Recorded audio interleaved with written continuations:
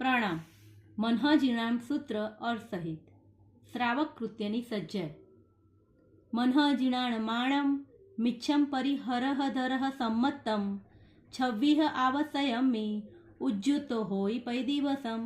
અર્થ: જીનેશ્વર ભગવાનની આજ્ઞા માનવી, મિથ્યાત્વનો ત્યાગ કરવો, સમ્યક્ત્વ ધારણ કરવું, 6 પ્રકારના આવશ્યકમાં પ્રતિ દિવસ ઉદ્યમવંત થવું.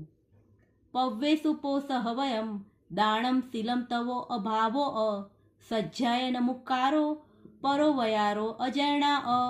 અર્થ: પર્વ દિવસને વિશે પોષઃ વ્રત કરવું, દાન, શિયળ, તપ અને ભાવના, સ્વાધ્યાય, નમસ્કાર અને પરોપકાર તથા જૈણા રાખવી.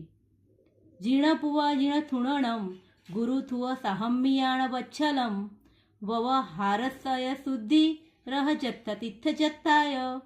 અર્થ: જીનેશ્વર ભગવાનની પૂજા, જીનેશ્વર ભગવાનની સ્તુતિ, ગુરુની સ્તુતિ અને સાધર્મીને વિશે વાત્સલ્ય, વ્યવહારની શુદ્ધિ, રથયાત્રા અને તીર્થયાત્રા. ઉવ સમ વિવેક સંવર ભાષા સમી છ જીવ કરુણાય ધમ્મીય જણ સંસર્ગો કરણ દમો ચરણ પરિણામો. અર્થ: ઉપસમ, વિવેક, સંવર, ભાષા સમિતિ અને સટકાઈ જીવની દયા, ધાર્મિક માણસનો સંસર્ગ, ઇન્દ્રિયોનું દમન અને ચારિત્રનો પરિણામ. સંઘોવરી બહુમાણો પુથ્થય લિહણમ પભાવણા તીથે ચઠ્ઠાણ કિચ્ચમેયમ નિત્યમ સુગુરુવ એષેણમ.